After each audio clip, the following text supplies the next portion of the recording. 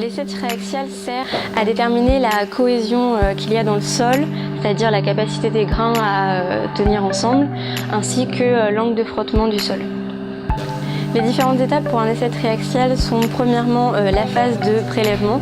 Donc on va prélever un petit peu d'échantillons à l'aide d'une trousse coupante.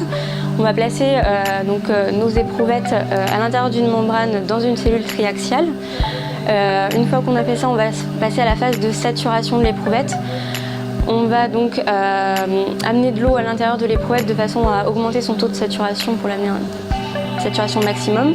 Une fois que l'éprouvette est totalement saturée, on va passer à la phase de consolidation.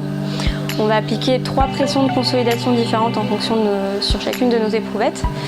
Une fois que l'éprouvette est consolidée, on va ensuite passer à la phase de cisaillement. Donc on va mettre la cellule complète sur la presse et on va écraser notre éprouvette en mesurant le déviateur et la déformation axiale.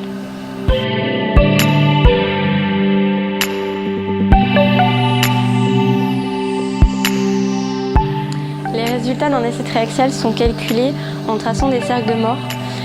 On trace 3 cercles de mort qui correspondent aux 3 pressions différentes qu'on applique sur nos 3 éprouvettes.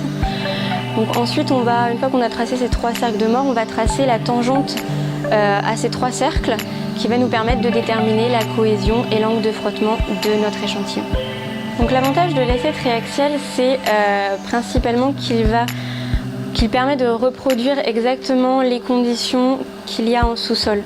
C'est-à-dire que notre éprouvette de sol, elle a été prélevée à 5-10 mètres de profondeur. Elle a du sol tout autour d'elle, au-dessus d'elle.